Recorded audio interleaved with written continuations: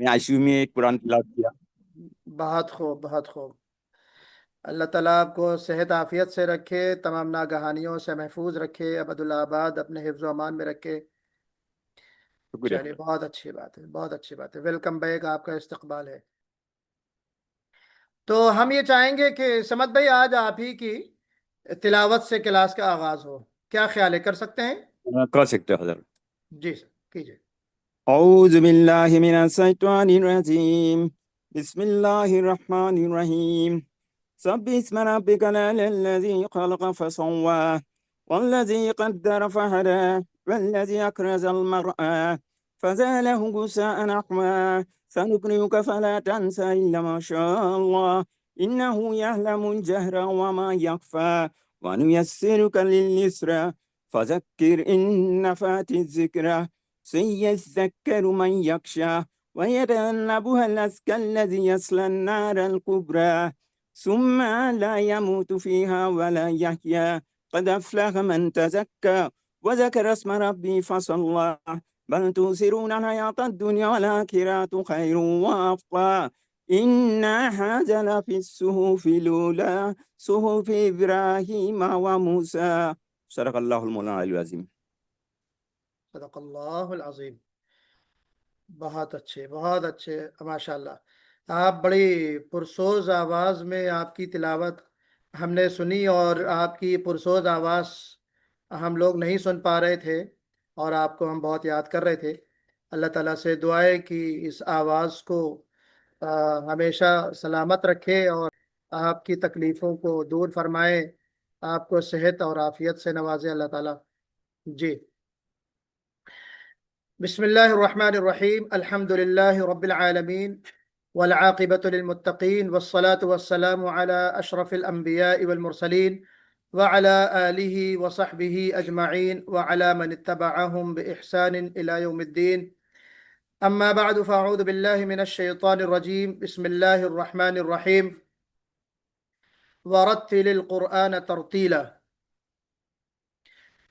وقال النبی صلی اللہ علیہ وسلم ان اللہ یحب ان یقرأ القرآن کما انزلہ او کما قال علیہ الصلاۃ والسلام۔ عزیز بھائیوں اور بہنوں، امید کرتا ہوں کہ آپ تمام لوگ خیر و عافیت سے ہوں گے، اور اللہ رب العزت سے دعا گو ہوں کہ اللہ تعالیٰ آپ تمام کو ابدالآباد اپنے حفظ و امان میں رکھے، عافیت سے رکھے، آپ کی کوششوں کو ثمر آور فرمائے، شرف قبولیت بخشے، اور ہماری کوتاہیوں کو اللہ رب العزت محض اپنے فضل و کرم سے معاف فرمائے اور اصلاح کی توفیق نصیب فرمائے۔ ہم جس سبق میں موجود ہیں، یا جس سبق کی ہم شروعات کرنے جا رہے ہیں، سبق نمبر 10، الوقف والابتداء، یعنی آیات کے درمیان یا آخر میں ٹھہرنے اور ابتدا کرنے کا بیان۔ آیات کے درمیان جب ہم قرآن پڑھتے ہیں تو آیتوں کے درمیان کیسے ٹھہرنا ہے، کیسے ابتدا کرنا ہے، اس کا گویا کہ اس بیان ہے، اور اس سے متعلق آج یہ سبق ہے۔ قرآن شریف کو درست اور صحیح پڑھنا جس طرح ضروری ہے، واجب ہے، اسی طرح یہ بھی ضروری ہے کہ آدمی جب کسی جگہ ٹھہرے، قرآن کو پڑھتے ہوئے تلاوت کے دوران ٹھہرے، تو اسی طریقے کے مطابق ٹھہرے جس طریقے کے مطابق اللہ کے رسول ٹھہرے یا عرب ٹھہرتے ہیں۔ جس طریقے سے تجوید کے ساتھ قرآن کو پڑھنا ضروری ہے، اسی طریقے سے آیات کے درمیان درست طریقے سے ٹھہرنا بھی ضروری ہے، اور جس طریقے سے تجوید کے بغیر قرآن پڑھنا گناہ ہے، بالکل اسی طریقے سے بغیر جانے بوجھے کہ ہم کہاں ٹھہر رہے ہیں، اور بغیر سوچے سمجھے اور ہر جگہ ٹھہر جانا بھی گویا کہ یہ گناہ ہے، اور یہ گناہ جس کو ہم لہن جلی کہتے ہیں۔ آگے بڑھنے سے پہلے کچھ اصولی باتیں آپ ذہن میں رکھ لیجئے احکام الوقف والابتداء کے حوالے سے۔ پہلی چیز جو لوگ قرآن پاک کو समझ नहीं पाते, माना नहीं समझ पाते, है ना, उसका तर्जुमा उनको नहीं आता, तर्जुमे से वाकिफ नहीं है, उन अफराद के लिए वक्फ की रहनुमाई के हवाले से चंद बातें आप नोट कर लीजिए। पहली बात तो ये है कि सिर्फ उन जगहों पर वक्फ किया जाए जहां पर कुरान में निशान लगाया गया है, जहां पर कुरान में निशान लगे हुए हैं वहीं पर ठहरे। बीच में बिला जरूरत ठहरने से गुरेज किया जाए, बीच में बिला जरूरत ठहरने से बचा जाए और न ठहरा जाए। सांस टूटने की मजबूरी हो तो ठीक है, इंसान रुक जाए, लेकिन जहां रुका है वहीं से या ऊपर से दोबारा मिलाकर पढ़ें। ठीक है, पहले से, थोड़े पहले से या माकबल से मिलाकर आप पढ़े, अगर बगैर आयत के आप रुक गए हैं तो।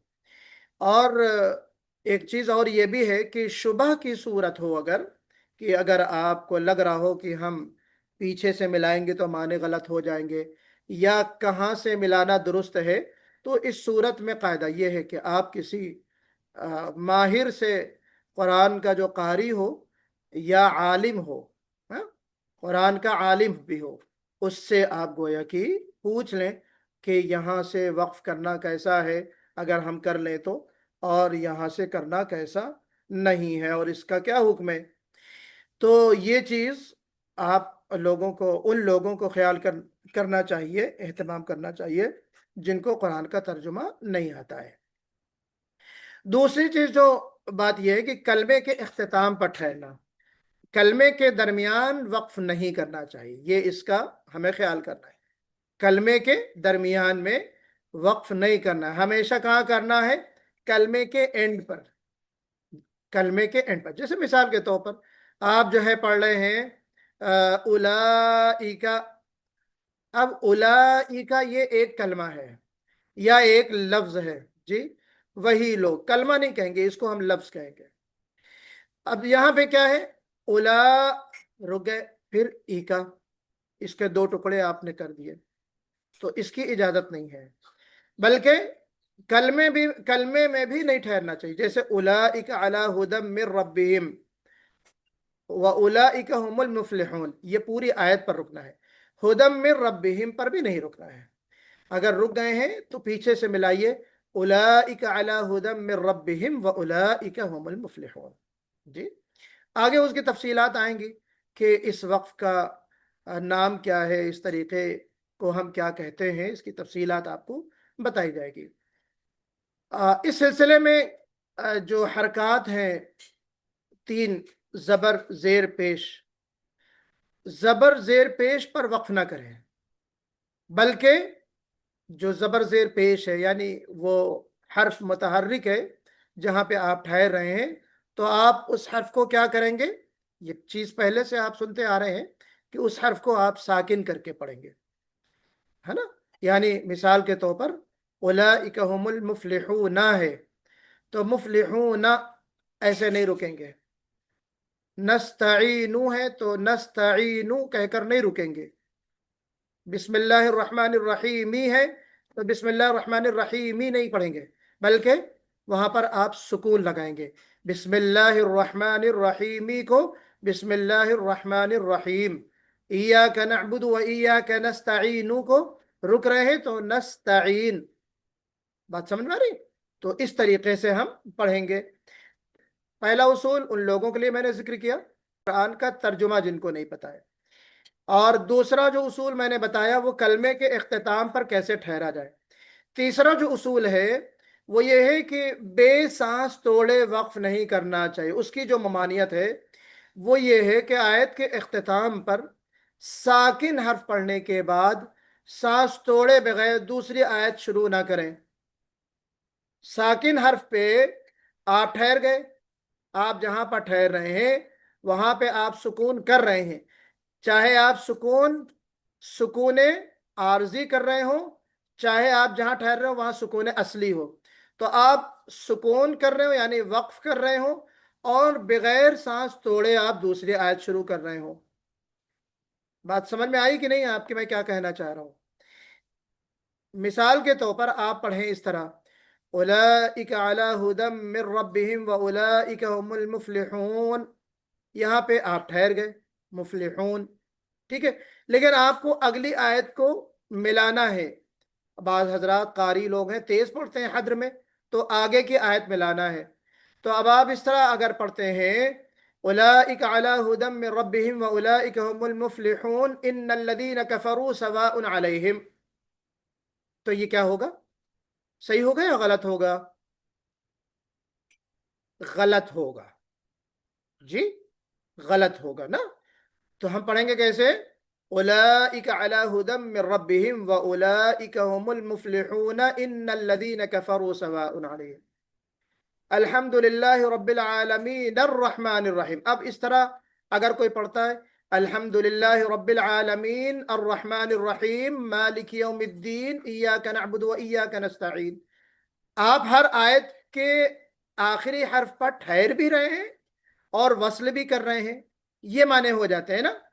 تو یا تو وقف کریں یا تو وصل کریں۔ الرحمن الرحیم مالک یوم الدین، الرحمن الرحیم مالک یوم الدین، اس طرح پڑھیں گے، بات سمجھ آ رہی ہے؟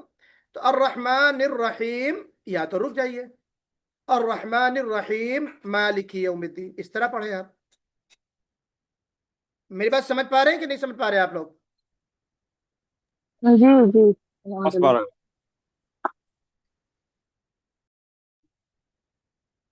ٹھیک ہے، چوتھا جو اصول ہے وہ یہ ہے کہ تلاوت جو ہے ہمیں کرتے ہوئے جب وقف کریں تو کلمے کے مطابق وقف کریں۔ کلمے کے مطابق وقف کرنا کیا ہے کہ مجبوری کی صورت میں آپ کلمے کو ویسے ہی پڑھیں جیسا لکھا ہے، چاہے تلفظ مختلف ہو۔ جی مثال کے طور پر انا پر وقف آپ کریں گے تو آپ الف کو واضح کریں گے، جی انا۔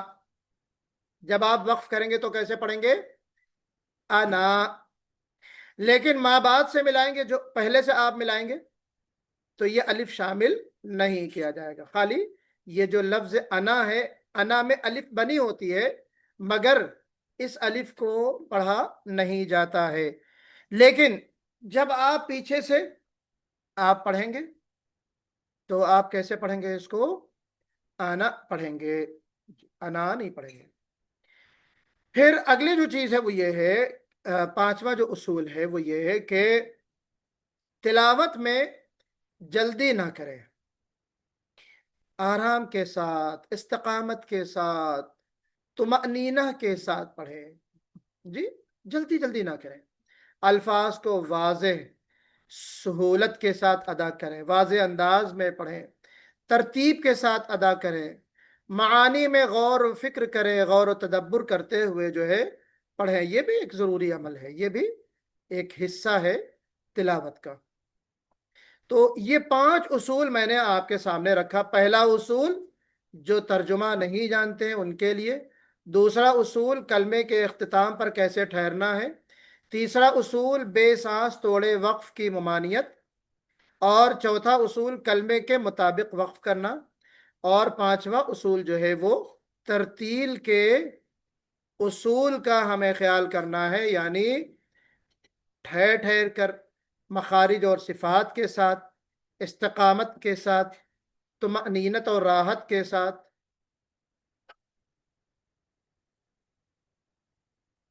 جی آئیے دیکھتے ہیں کہ وقف کے لغوی معنی کیا ہے۔ جی الحبس والکف والمنع، رک جانا، روک دینا، ٹھہر جانا، هو الحبس، عربی میں اس کو کہتے ہیں حبس۔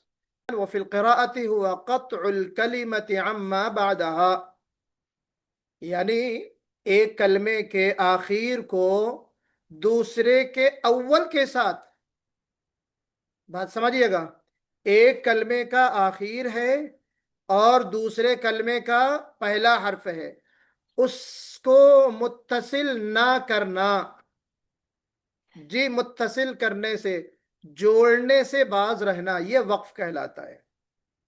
وقف اس کے مقابلے میں ایک چیز ہوتی ہے قطع۔ قطع، قطع کیا معنی ہوتے ہیں قطع کے؟ कत्अ के माने जो होते हैं काटना, अलग अलग करना, है ना जी, पीस पीस करना। क्या है वो जी? फलम्मा रअयनहु अकबरनहु वक़त्तअन अयदियहुन। बड़ी प्यारी सूरह है सूरह यूसुफ का, आप लोग मताला जरूर किया कीजिए। हमने हमारे माशरे में यूसुफ और जुलेखा के किरदार को, यूसुफ और जुलेखा के किरदार को इतना हाईलाइट किया गया कि वो एक लव स्टोरी के तौर पे खाली पेश किया जाता है। इस सूरे के अंदर जो पैगाम है, जो आज के ज़माने से मुताबिकत है इस सूरे की, उसको हमें समझने की ज़रूरत है। हज़रत यूसुफ अलैहिस्सलाम की पाक दामनी जिस अंदाज से कुरान ने, अल्लाह रब्बुल इज़्ज़त ने जाहिर की है, उनका जो सब्र था, उनकी जो आजमाइश थी, ये सारी चीज़ें जो हैं हम फरामोश कर देते हैं। उस वक्त का जो कल्चर था, उस कल्चर में रहते हुए, वो माहौल जो उनको मिला था, उस माहौल में रहते हुए भी अपने दामन को बचा लिया, अपने ईमान को महफूज रखा, अपनी इफ़्फ़त और पाक दामनी को जो है महफूज रखा। फलम्मा रअयनहु अकबरनहु, तो जब उन सब ने हजरत यूसुफ अलैहिस्सलाम को देखा तो उनकी बड़ाई बयान की। अकबरनहु वक़त्तअन अयदियहुन, और उनको देखने में इतने महव हो गई और खो गई कि बजाय सेब के अपने हाथों को उन्होंने काट डाला। कता के माने भी काटना होता है, और कत्ता के माने भी क्या है? काटना होता है। क्या माने हैं जी? तो वक़ता, कता के माने होते हैं नॉर्मल काटना, और कत्ता में मुबालगा है। वक़त्तअन अयदियहुन्ना, के अपने हाथों के पीस पीस कर दिए उन्होंने। खाली एक मर्तबा छुरी नहीं चली, सेब के बजाय अपने हाथों को एक मर्तबा नहीं काटा, बल्कि क्या, अपने हाथों के टुकड़े टुकड़े कर दिए, बोटी बोटी कर दिए उन लोगों ने। ये कुरान की ताबीर है। तो वो जलवा हजरत हजरत यूसुफ अलैहिस्सलाम का। अब हमारे यहाँ क्या है, हजरत यूसुफ के खाली हुस्न को नुमाया करते हैं कि वो सारी औरतें फरेफ्ता हो गई और कायल हो गई। नहीं, हजरत यूसुफ का जो जलाल था, जो रोब था, यकीनन वो हुस्न भी था। इस उम्मत का निस्फ जो हुस्न था, कहा जाता है हजरत यूसुफ को दिया गया था। तो हजरत यूसुफ अलैहिस्सलाम का यहाँ पे मकसद सिर्फ हुस्न का जिक्र नहीं है, आपका जो जलाल था, आपका जो एक रूहानी और नबवी जो रोब था, उसको देखकर सब इतनी हैरत ज़दा हो गई औरतें कि उन्होंने मारे हैरानगी के और हवास बाख्तगी के उन्होंने अपने हाथों के टुकड़े टुकड़े कर दिया, पता नहीं चला। वक़ुल्ना हाशा लिल्लाहि मा हादा बशर, और फिर जब होश आया, अरे ये क्या कर लिया हम लोगों ने, तो क्या कहा कि ये कोई आम आदमी नहीं है। हाशा वकल्ला, अल्लाह की पनाह, अल्लाह की तौबा, इन हादा इल्ला मलकुन करीम, ये तो बड़ा मुअज़्ज़ज़ फरिश्ता है, बड़ा नेक फरिश्ता है जी। तो कहने का मतलब यह है कि बात में कहां से कहां ले गया, आउट ऑफ कॉन्टेक्स्ट बात चली जाती है कि कता के माने क्या होते हैं? काटना। तो वक्फ के मुकाबले में एक चीज बोली जाती है कता। वक्फ के माने भी, वक्फ के माने में भी क्या है? कता, यानी एक कलमे को दूसरे कलमे के इत्तिसाल से रोकना, यानी अलग करना। और यहां कता के माने भी एक टुकड़े को दूसरे टुकड़े से अलग करना, यानी काट देना। क्या फर्क है दोनों में, ये हमें जानना है। देखिए, जब हम वक्फ बोलते हैं तो वक्फ के माने होते हैं आप कुरान पाक को कंटिन्यू करते हुए तिलावत के इरादे से आप थोड़ी देर के लिए वक्फ कर रहे हैं जी। और कता के माने होते हैं कि आप जहां पर वक्फ कर रहे हैं वहीं पे कुरान को बंद करके भी रख रहे हैं, یعنی اپنی سلسلہ تلاوت کو منقطع کر رہے ہیں. یہ دو چیزیں ہیں. تلاوت کے دوران جب آپ وقف کرتے ہیں کنٹینیو کرتے ہوئے تو اس کو وقف کہا جاتا ہے. اور تلاوت کے بعد ہمیں تلاوت کو کنٹینیو نہیں کرنا ہے. وقف کے بعد ہمیں قرآن کو بند کے رکھ دینا ہے. اب بس کرنا ہے تو اس کو ہم قطع کہتے ہیں. تو اگر وقف کرنے کے بعد آگے قرات کی نیت نہ ہو تو اسے قطع کہا جاتا ہے. کلیئر ہو گئی بات؟ اس وقف اور ابتدا کی اہمیت کا اندازہ ہمیں ہونا چاہیے. ایک بڑی پیاری حدیث آپ کے سامنے اسکرین میں ایک واقعے کی شکل میں. اللہ کے رسول صلی اللہ علیہ وسلم کے پاس لوگ آتے تھے، اسلام قبول کرتے تھے، وفود آتے تھے، لوگ انفرادی طور پہ بھی لوگ آتے تھے. تو دو لوگ آئے، جاء رجلان الى رسول اللہ صلی اللہ علیہ وسلم، کہ دو لوگ نبی کریم صلی اللہ علیہ وسلم کے پاس آئے. فتشہد احدہما، ان میں سے ایک نے گواہی دی، یعنی اللہ کے رسول ہونے کی گواہی دی، یعنی کلمہ پڑھا اور کہا کہ اللہ کے رسول، آپ اللہ کے محمد صلی اللہ علیہ وسلم اللہ کے رسول ہیں. تو کیا کہا انہوں نے؟ گواہی کس طرح دی؟ اور کہا فتشہد احدہما، ان میں سے ایک نے جو ہے گواہی دی اور کہا من یطع اللہ ورسولہ فقد رشد ومن یعصہما، من یطع اللہ ورسولہ فقد رشد ومن یعصہما. یہاں پہ میں نے فل اسٹاپ لگایا ہے آپ کو سمجھانے کے لیے، حالانکہ یہاں پر فل اسٹاپ نہیں ہونا چاہیے. دکھ رہی ہے آپ کو یہ چیز؟ یہاں پہ ڈاٹ لگایا ہے یعنی وقف. کیوں؟ کیونکہ ان میں سے جو شخص تھا اس نے یہیں پہ وقف کیا، وہ رکا. کیا کہ اس نے کہا کہ جس نے اللہ اور اس کے رسول کی اطاعت کی وہ بڑا نیک شخص ہے، یعنی اس پر اللہ کی رحمت ہو. جی، وہ اس نے نیکی کا کام کیا. فقد رشد ومن یعصما، اور جس نے ان دونوں کی نافرمانی کی، جس نے اللہ اور رسول کی اطاعت کی اور جس نے ان دونوں کی یعنی اللہ اور رسول کی نافرمانی کی، انہوں نے کیا کیا؟ نیک کام کیا. وہ ہدایت یافتہ ہو گئے، وہ رشد و ہدایت پر فائز ہو گیا. کیا ایسا کہنا درست ہے؟ ایسا کہنا درست ہے؟ نہیں ہے حضرت. ہے نا؟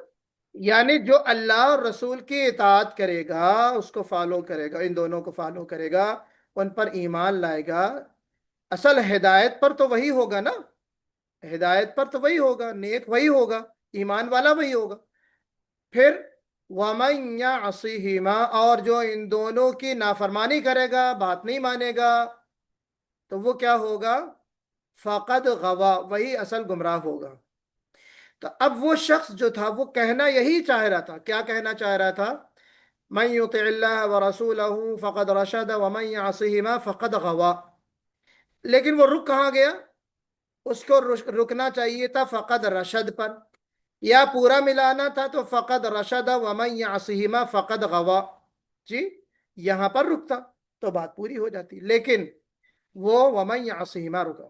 تو اللہ کے رسول صلی اللہ علیہ وسلم نے وہیں پہ ٹوکا اور کہا بئس الخطیب انت، کتنے بڑے آپ جو ہے کتنی غلط آپ نے بات کہی، کتنے آپ جو ہیں برے خطیب ہیں یا مقرر ہیں. خطیب کے معنی ہوتے ہیں تقریر کرنے والا بھی کہتے ہیں اس کو، خطیب بھی اردو میں ہم خطیب کہتے ہیں، لیکن یہاں پہ خطیب مخاطب کرنے والا، یعنی کس انداز سے، کتنے غلط انداز سے تم نے پڑھا ہے یا تم نے گواہی دی ہے، یہ مطلب ہے. پھر کہا کہ فقم کان ينبغي ان تصل کلامک، کہ تم جو ہے کھڑے ہو پھر سے گواہی دو، اور تم کو اس طرح کہنا چاہیے، اس طرح اپنے جملے کو، اپنے گفتگو کو ملانا چاہیے. تو اللہ کے رسول صلی اللہ علیہ وسلم نے بتایا کہ کس طرح کرنا چاہیے؟ وَمَن يَعْصِهِمَا فَقَدْ غَوَى، اس طرح کہنا چاہیے، یعنی مَن يُطِعِ اللَّهَ وَرَسُولَهُ فَقَدْ رشد پر رکنا چاہیے، اور وَمَن يَعْصِهِمَا فَقَدْ غَوَى کو الگ کرنا چاہیے۔ تو گویا کہ اللہ کے رسول صلی اللہ علیہ وسلم نے یہاں پر ٹوکا، تنبیہ فرمائی۔ ٹھیک ہے، بات کلیئر ہو گئی؟ تو پتہ کیا چلا اس حدیث سے کہ ہم جب قرآن پاک کی تلاوت کریں، یہ تو عام وہ چیز ہے جس میں جو قرآن کی آیت نہیں ہے، قرآن نہیں پڑھ رہا تھا وہ شخص، ایک نارمل گواہی دے رہا تھا اپنی زبان میں، لیکن اللہ کے رسول صلی اللہ علیہ وسلم زبان کی نزاکت جو اہتمام ہمیں بتا رہے ہیں وہ یہ ہے کہ عام طور پہ بھی، اور خاص کر کے ایسے موقع پہ یا ایسی گفتگو جہاں خدا اور رسول کی بات ہو رہی ہو، وہاں پہ ہمیں اپنے وقف کو اور ابتدا کو، کہاں ٹھہر رہے ہیں، کہاں ملا رہے ہیں، اس کو بھی ہمیں خیال کر کے بولنا ہے، اور خاص کر کے قرآن کی تلاوت تو ہے ہی۔ ٹھیک ہے نا؟ اسی طریقے سے آپ دیکھیے کہ اللہ کے رسول صلی اللہ علیہ وسلم کی بڑی پیاری حدیث ہے کہ ان هذا القرآن انزل على 7 احرف اقرأوا ولا حرج ولكن لا تختتموا ذکر رحمت بعذاب ولا تختتموا ذکر عذاب برحمہ، کہ یہ جو قرآن ہے 7 حروف پر نازل کیا گیا ہے۔ 7 حروف کی الگ تفصیلات ہیں، وہ ہمارا موضوع نہیں ہے۔ اصل جو چیز یہ ہے کہ اللہ کے رسول نے فرمایا کہ اقرأوا القرآن ولا حرج، تو آپ ان 7 حروف کے مطابق آپ جو ہے پڑھو، کسی بھی طریقے کے مطابق پڑھو، کوئی حرج نہیں ہے۔ اب وہ جو 7 حروف ہیں اس سے مراد بعض لوگوں نے یہ لیا ہے کہ 7 قراتیں ہیں، تو 7 قراتوں کا جو اختلاف ہے۔ پھر بعض لوگوں نے کہا کہ 7 قسم کی 7 نوعیتیں ہیں جو گویا کی پائی جاتی ہے قرآن کی جو تلاوت ہے، ان کو ہم 7 نوعیت کے مطابق پڑھ سکتے ہیں۔ بعض لوگ کہتے ہیں 7 لہجے ہیں، الگ الگ روایتیں ہیں، وہ میرا موضوع نہیں ہے۔ لیکن اللہ کے رسول صلی اللہ علیہ وسلم فرمایا کہ وَلَكِنْ لَا تَخْتَتِمُوا ذِكْرَ رَحْمَةٍ بِعَذَابٍ وَلَا تَخْتَتِمُوا ذِكْرَ عَذَابٍ بِرَحْمَةٍ۔ کیا مطلب ہوا؟ کہ رحمت کا جہاں ذکر ہو، آیات رحمت، ایسی آیتیں پڑھ رہے ہو جہاں پہ اللہ کی رحمت کا ذکر ہو، اللہ کی رحمت بیان ہو رہی ہو، ٹھیک ہے، اس کو ہم آیت عذاب یا آیت غضب کے ساتھ نہ ملا دیں۔ اب سورہ یوسف میں جو سب سے اہم حکمت ہمیں سمجھ میں آتی ہے، معاف کیجیے گا، سورہ یوسف نہیں بلکہ سورہ توبہ، اصل جو حکمت سمجھ میں آتی ہے وہ کیا ہے؟ وہ یہی تو ہے نا کہ اس سورے کی جو شروعات ہو رہی ہے کیسے ہو رہی ہے؟ براءۃ من اللہ ورسولہ، اللہ کی ناراضگی سے شروعات ہو رہی ہے، اعلان برات ہے، اعلان بیزاری ہے، اللہ بری ہو گیا، اللہ بری الذمہ ہو گیا، جی اللہ اور اس کا رسول بری الذمہ ہو گیا ان مشرکین سے۔ اچھا، اب وہاں پہ کیا ہے؟ غضب ہے۔ تو اب بسم اللہ کیا ہے؟ بسم اللہ دعا ہے، اور جو دعا ہوتی ہے وہ اپنے اندر رحمت رکھتی ہے یا غضب اور غصہ رکھتی ہے؟ بسم اللہ تو آیت رحمت ہے نا، رحمت رکھتی جی۔ رحمت ہے، دعا ہے، تو اس دعا کو ہم آیت غضب کے ساتھ کیسے ملائیں گے؟ نہیں ملائیں گے نا، تو اسی لیے بسم اللہ وہاں پر نہیں پڑھی جاتی، یہ بھی ایک حکمت ہے۔ میں نے ایک آیت لکھی، پھر اس کے بعد فرمائے کہ وَلَا تَخْتَتِمُوا ذِكْرَ عَذَابٍ بِرَحْمَةٍ، اسی طریقے سے جہاں اللہ کے عذاب کا، ناراضگی کا ذکر ہو، اس کو بھی ہم رحمت کے ساتھ نہ ملائیں گے، جیسے سورہ توبہ، اور جہاں پر اللہ کی رحمت ہو اس کو عذاب کے ساتھ نہ ملائیں گے۔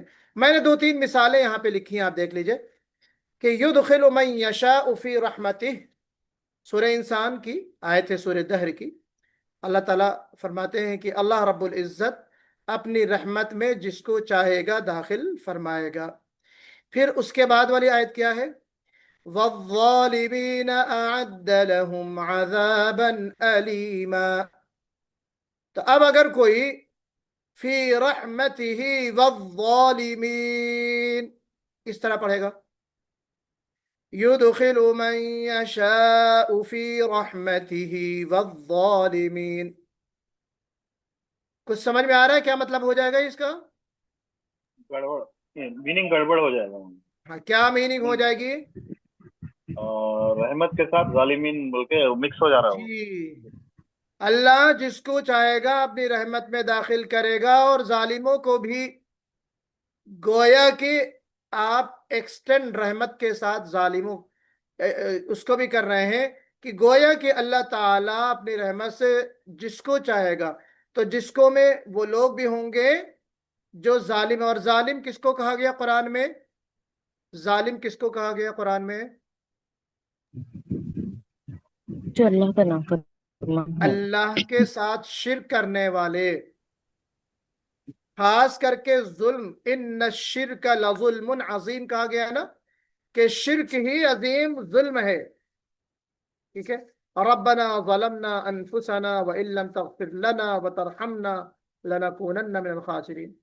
तो जुल्म के माने अपने आप पर जुल्म करना, ज्यादती करना, और जुल्म के माने शिर्क भी है। तो यहाँ पे गोया कि ये माने हो जाएंगे कि अल्लाह रब्बुल इज्जत अपनी रहमत में जिसको चाहेगा दाखिल करेगा और जालिमों को भी दाखिल करेगा, शिर्क करने वालों को भी दाखिल करेगा, जबकि ये बात बिल्कुल गलत है। इसी तरीके से आप देखिए सूरह बकरा की आयत है, फ़उलाइका अस्हाबुन नारि हुम फीहा खालिदून। वही लोग हैं दोज़ख वाले, वो उसमें हमेशा हमेशा रहेंगे, रहने वाले हैं। अगली आयत क्या है? वल्लज़ीना आमनू व अमिलुस्सालिहाति उलाइका अस्हाबुल जन्नह, उलाइका अस्हाबुल जन्नति हुम फीहा खालिदून। अगली आयत है, लेकिन अगर कोई इस तरह पढ़ रहा है, फ़उलाइका अस्हाबुन नारि हुम फीहा खालिदून वल्लज़ीना आमनू व अमिलुस्सालिहात, बताइए क्या माने हो जाएंगे? कि वो लोग जो दोज़ख में हमेशा रहेंगे, वो लोग फ़उलाइका यानी ऊपर से बात आ रही कौन लोग हैं? तो फ़उलाइका यही लोग हैं जो अस्हाबे नार हैं, दोज़ख वाले हैं, और वो हमेशा दोज़ख में रहेंगे, और वो लोग भी रहेंगे। नऊज़ बिल्लाहि मिन ज़ालिक। हाँ? कहते हैं ना, नकले कुफ्र कुफ्र नबाशत। गलत बात समझाने के लिए मैं आपसे कह रहा हूँ। अल्लाह ताला माफ़ फरमाए और हम सबको ऐसे अमाल की तौफीक दे जो जन्नत में ले जाने वाले हों। हाँ? नेक और सालिहीन में हमारा शुमार फरमाए अल्लाह रब्बुल इज़्ज़त। तो यहाँ पे समझाने के लिए मैंने लिखा है कि बेशक वो लोग दोज़ख वाले हैं जो उसमें हमेशा रहेंगे, और वो लोग जो ईमान लाए और आमाल सालिहा किया। आप देखिए माने कहाँ से कहाँ पहुंच गए। तो ये है हमारे आज की गुफ्तगू का मौजू और खुलासा, कि हम इस सबक से ये जानेंगे कि हमको कहाँ रुकना है और कहाँ नहीं रुकना है, कहाँ मिलाना है और कहाँ से नहीं मिलाना है। तो फ़उलाइका अस्हाबुन नारि हुम फीहा खालिदून पर क्या है? आयत है, आयत मुतलक है, आयत ताम है, बल्कि मुतलक नहीं, आयत ताम है। तो वहां पर रुक जाना बेहतर है, लेकिन नहीं रुकते हैं तो कोई गुनाह नहीं है। इसीलिए कहा गया ना, जो लोग कुरान को तर्जुमे के साथ नहीं पढ़ते हैं, उनको जो साइंस हैं, अलामतें हैं, उन पर ठहर जाना चाहिए। नहीं ठहरेंगे तो कहाँ पर रुकेंगे? فأولئك أصحاب النار هم فيها خالدون والذين آمنوا وعملوا الصالحات أولئك أصحاب الجنة هم فيها خالدون। दोनों आयतों को फिर आपको पढ़ना पड़ेगा एक साथ। क्लियर हो गई यहां तक बात? जी, ये सब अहरुफ अहरुफ से मुराद जो है कुछ चीजें इख्तिलाफ क़िरात की साथ नौइयतें हैं, है ना? तो जाने दीजिए इसको। अच्छा, अब ये देखते हैं कि इस फन की, किस फन की? इल्मुल वक्फ वल इब्तिदा।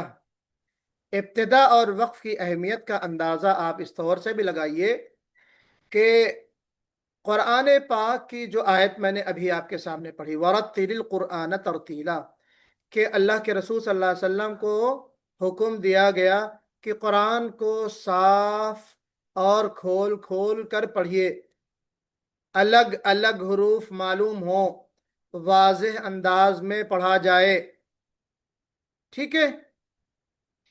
تو اب اللہ کے رسول کو تو یہ حکم دیا، اللہ کے رسول صلی اللہ علیہ وسلم سمجھ گئے۔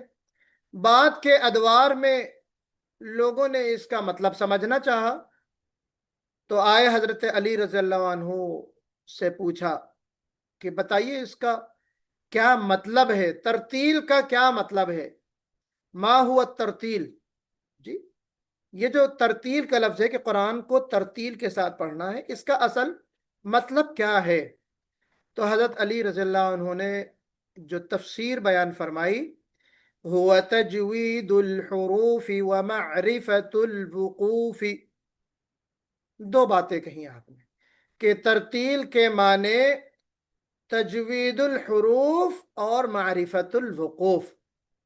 تجوید الحروف یعنی حروف کو اچھے انداز میں، جید اور خوبصورت انداز میں ادا کرنے کا نام ترتیل ہے، اور دوسری چیز کیا ہے؟ معرفت الوقوف، کہ احکام وقف اور ابتدا کو جاننا، یہ بھی ترتیل ہے۔ تو پوری تجوید کو ہم دو حصوں میں تقسیم کریں، دو اجزاء میں تقسیم کر سکتے ہیں۔ جزو اول کیا ہے؟ تجوید الحروف، اور جزو ثانی کیا ہے؟ معرفت الوقوف۔ ترتیل کا جزو اول کیا ہو گیا ڈاکٹر صاحب؟ جی، تجوید الحروف، اور جزو ثانی سمد بھائی؟ معرفت الوقوف، یعنی وقف کے رولز کو جاننا۔ کلیئر ہے؟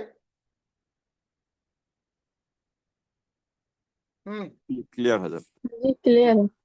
بہت سارے اقوال ہیں، امام حاتم السجستانی فرماتے ہیں کہ جسے وقف کی پہچان نہیں ہے اسے قرآن کی پہچان ہو ہی نہیں سکتی۔ من لم یعرف الوقف لم یعرف القرآن، کہ جس نے وقف کے احکامات کو نہیں جانا، گویا کہ اس نے قرآن کو ہی نہیں سمجھا، قرآن کو ہی نہیں پہچانا۔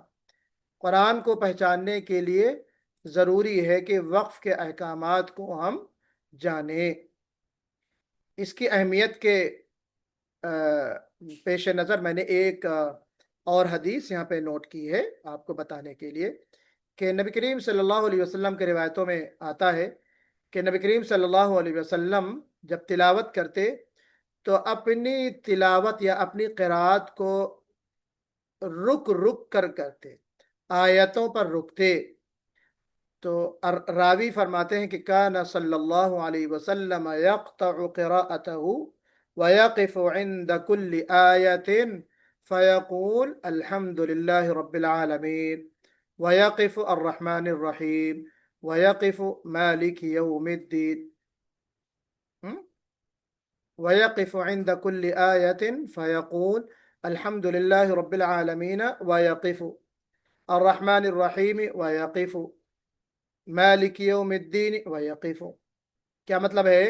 اللہ کے رسول صلی اللہ علیہ وسلم ہر آیت پر ٹھہرتے تھے اور اس طرح پڑھتے تھے، پڑھ کے بتایا کہ الحمدللہ رب العالمین، پھر ٹھہر گئے، الرحمن الرحیم، پھر ٹھہر گئے، مالک یوم الدین، گویا کہ ساتوں آیتوں پر آپ صلی اللہ علیہ وسلم وقف فرمایا کرتے تھے۔ اسی طریقے سے علماء نے لکھا ہے کہ سورہ رحمان میں جب آپ یہاں پہ پہنچے کل من علیہا فان، کہ ہر چیز فانی ہے، کائنات کی ہر چیز فنا ہو جائے گی سوائے اللہ رب العزت کے، رب ذوالجلال کے، وجہ ربک ذو الجلال والاکرام۔ تو اب کل من علیہا فان پر کیا ہے؟ آیت ہے کل من علیہا فان۔ ایک بنگالی صاحب آئے، ایک بڑا خوبصورت لطیفہ ہے، بڑا دلچسپ، کہ انہوں نے کہا صاحب مولانا قرآن میں لکھا ہے پان کھاؤ، قرآن میں کیا لکھا ہے کہ پان کھاؤ؟ جی کسی کو پتا ہے لطیفہ؟ कुरान में लिखा है कि पान खाओ, तो उन्होंने पूछा भाई कहाँ लिखा है पान खाओ, तो कहा देखो कुल मन अलैहा फान। अब हमारे बंगाली हजरात जो है पे को फे की तरह बोलते हैं, फान, पान को फान बोलते हैं वो, और कुल्लू को जो है कहा खाओ, कुल फान, खाओ पान को खाओ। तो यहाँ पे कुल्लू को कुल पढ़ के है। तो यहाँ पे इस आयत में कुल्लु मन अलैहा फान जो है अजीजा ने मोहतरम आयत है, लेकिन उल्मा ने लिखा है कि यहाँ पर ठहरना मकरूह है, नहीं ठहरना चाहिए। वजह उसकी ये है कि कुल्लु मन अलैहा फान, इस सरजमीन पर, इस कायनात में जो चीज़ है हर चीज़ फना होगी, तो वहीं इस कायनात में वजूद अल्लाह रब्बुल इज़्ज़त का भी तो है ना। लेकिन हम अगर रुक गए तो कहीं ना कहीं माने ये निकल जाएंगे कि हम अल्लाह रब्बुल इज़्ज़त को भी शामिल कर रहे हैं, जबकि अल्लाह की ज़ात क्या है, हमेशा से है और हमेशा बाकी रहने वाली है। ठीक है, तो हम इसको कैसे पढ़ेंगे?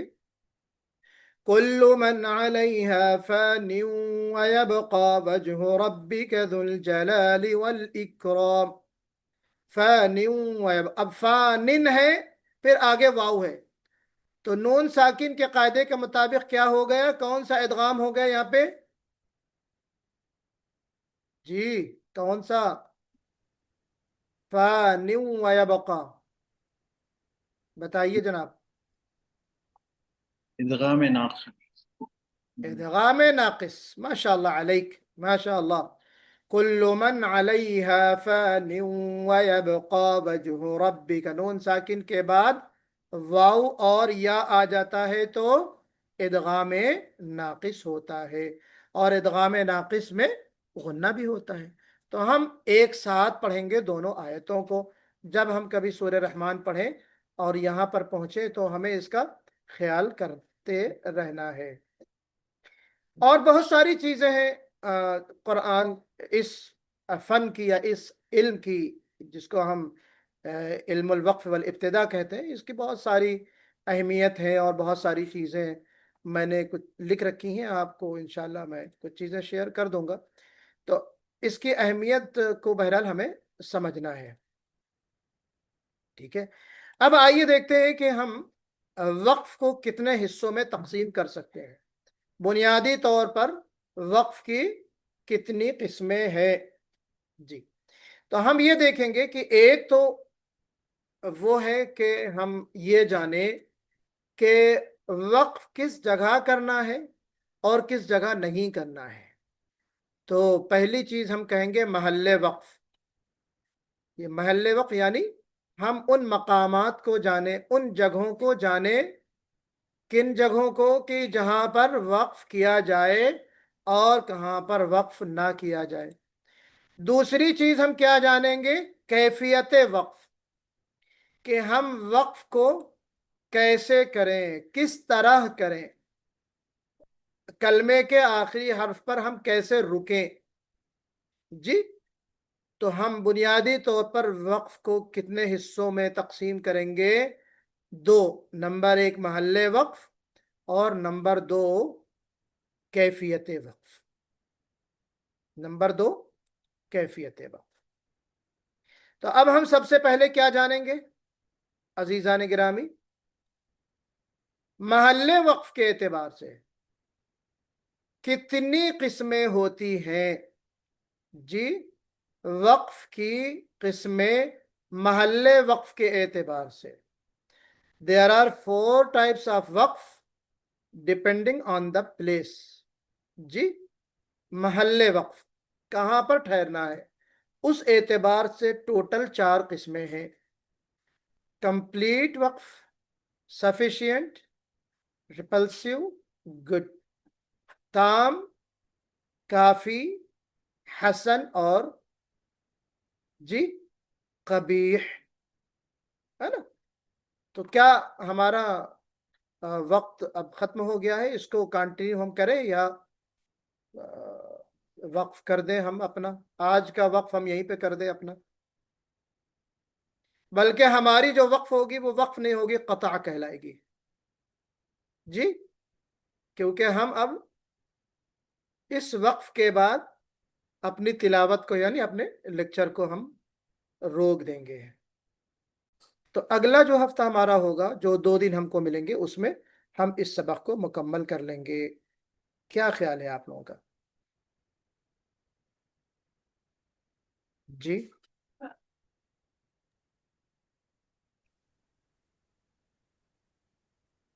ممتاز ممتاز. ممتاز.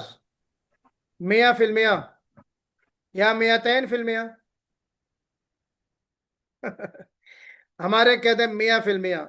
100% کا مطلب بالکل ایکسیلنٹ 100%. جی تو چلیے پھر اس کو ہم یہاں پہ ختم کرتے ہیں. کوئی ہے آپ کے ذہن میں سوال آج؟ مولانا خطا خطا تسجید کے ساتھ جو خطا ہے اس کا میننگ کیا ہوتا ہے؟ فتح. نہیں خطا خطا مینس کٹ. قطع. ہاں قطع. قطع کے معنی ہوتے ہیں کاٹنا. اصل کاٹنا. کیا کاٹنا؟ اپنی تلاوت کو روک دینا، کٹ آف کر دینا. قطع کے معنی جب تا کے اوپر تشدید لگائیں گے تو اس کے معنی میں مبالغہ پیدا ہو جاتا ہے، یعنی بہت زیادہ کاٹنا، ٹکڑے ٹکڑے کر دینا. ایک تو نارمل آپ گوشت کاٹ رہے ہیں، کسی چیز کو کاٹ رہے ہیں، نارمل کاٹنا، لیکن پیس پیس کر دے، قیمہ بنا دے آپ، تو اس کے لیے قطع کا لفظ آتا ہے. بات سمجھ میں؟ تو اپنے ہاتھوں کو ان عورتوں نے ٹکڑے ٹکڑے کر دیے، اپنے ہاتھوں کو. وَقَطَّعْنَ أَيْدِيَهُنَّ. تو یہ تعبیر استعمال ہوئی ہے قرآن میں کہ یہ نارمل بدحواسی نہیں تھی. ایک آدمی بدحواس ہو جاتا ہے، کسی چیز کو دیکھ کر کھو جاتا ہے، ہاں تو ذرا سا چھری چلی، خون نکلا تو فوراً ہوش میں آ جانا چاہیے، لیکن نہیں. قرآن کہتا ہے کہ ایک مرتبہ انہوں نے ہاتھ نہیں کاٹا، بلکہ کئی مرتبہ ان کے ہاتھوں کو کے اوپر چھریاں چلیں، ہاتھ کئی مرتبہ کٹے. تو اس کے لیے یہ تعبیر اللہ تبارک و تعالیٰ نے وَقَطَّعْنَا، جی اس تعبیر کو استعمال کیا تاکہ امت یا آگے آنے والی جو نسلیں ہیں وہ اس چیز کو سمجھیں کہ کیا مقام تھا حضرت یوسف علیہ السلام کا، کیا روب اور کیا جلال تھا، کیا ہیبت تھی. ٹھیک ہے نا؟ تو یہ بتانا مقصود ہے. کفارِ مجلس کی دعا پڑھتے ہیں، اور ہمارے آج سید سمد الرحمان صاحب آ گئے. ایک مرتبہ پھر سے آپ کا استقبال ہے، بہت اچھا لگ رہا ہے. آتے رہیں، پچھلی ریکارڈنگ آپ سنتے رہیں. آرام کا وقت ہے آپ کے لیے، ڈاکٹروں نے بیڈ ریسٹ بتلایا ہے، تو بس ریسٹ کرتے ہوئے آپ ریکارڈنگ سنتے رہیں. جی کسی بچی کی آواز آئی؟ یہ میری لڑکی جو ہے نا آپ کی بچی ماشاء اللہ کلاس میں آپ کے ساتھ موجود رہتی ہے، کمپنی دیتی ہے آپ کو نا. جی جی جی. اللہ تعالیٰ اس کو سلامت رکھے، اللہ تعالیٰ خوش رکھے بیٹا آپ کو. بابا کیا بولیں؟ جیسے کلاس ہو گئے تو ان کو کارٹون کے پروگرام لگانا ہوتا ہے تو موبائل میں. جی اللہ حفاظت فرمائے بچوں کی اور ہم سب کی، آپ کی. چلیے کفارِ مجلس کی دعا پڑھتے ہیں.